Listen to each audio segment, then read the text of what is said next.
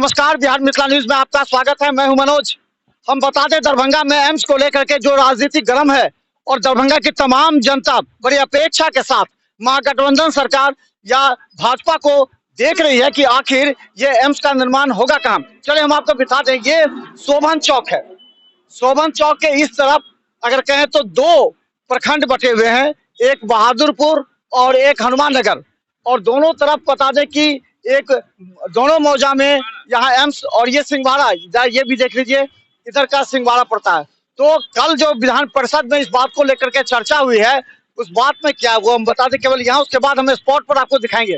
ये यहाँ पर क्या, ये शोभन चौक पर कहा जा रहा था कि यहाँ पर कौन कौन मौजा कैसे हो रहा है।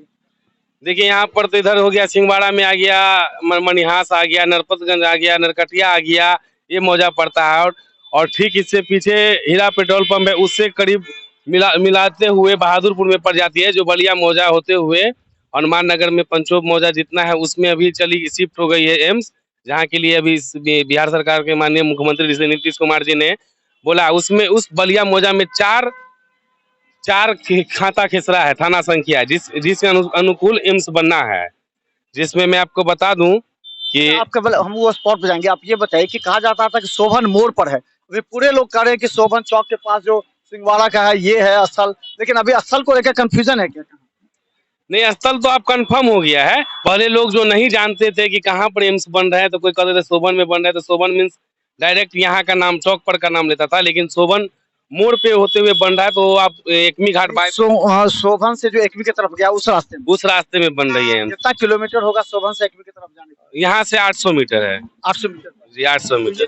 तो क्या मुख्यमंत्री नीतीश कुमार समाधान यात्रा में आए थे, तो कौन स्थल का देखे थे, उनको कैसे दिखाएगा कहाँ का? वो इधर से जाते हुए उस रास्ते को देखे थे। नीतीश कुमार जी इस रास्ते से जब निकले थे तो रास्ता को चिन्हित करते हुए गए थे। उनको बताया गया था, माननीय पूर्व विधायक भोला यादव जी के द्वारा चिन्हित कराया गया था उन्हीं जमीन के बारे में, और उनको देखा, उनको खासा पसंद आया। और जिससे कि इधर से नेपाल के लोग आ सकते हैं, सहरसा के लोग आ सकते हैं, सुपौल के लोग आ सकते हैं, मधुबनी के लोग आ सकते हैं, मुजफ्फरपुर के लोग, पटना के लोग आ सकते हैं, नेपाल के लोग आ सकते हैं।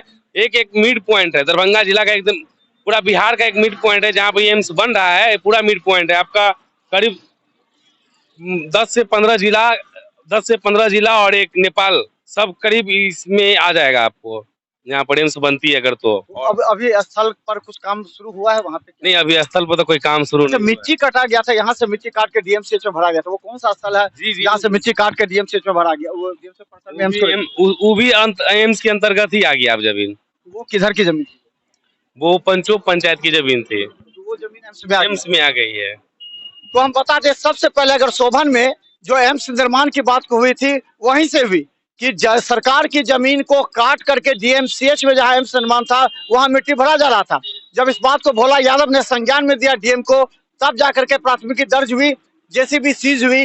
लेकिन हम बता दें, उसके बाद से ही भोला यादव का निगाह था कि सबसे अच्छा अगर कोई स्पॉट होगा तो वो होगा शोभन में, और वो उसी स्थल पर। तो चलिए अब हम आपको दिखा दें कि दरभंगा में जहाँ एम्स का निर्माण स्थल है, हनुमान नगर जो प्रखंड में है, वहां पर हम आपको चल के दिखाते हैं। क्योंकि कल प्रेमचंद मिश्रा ने सवाल उठाया था नीतीश कुमार के सामने और तेजस्वी यादव के सामने कि जहां निर्माण हो रहा है वो एक बार फिर सोच लीजिए, क्योंकि फिर आधा काम होगा, फिर बंद करना पड़ेगा। क्योंकि 28 फीट नीचे गहरा है, ये पूरी तरह जलमग्न रहता है, जनता को फायदा नहीं पहुंचेगा। चलिए उस स्पॉट पर भी दिखाएंगे जिस पर विधान परिषद में कल इस पर आरोप प्रत्यारोप लगे हैं।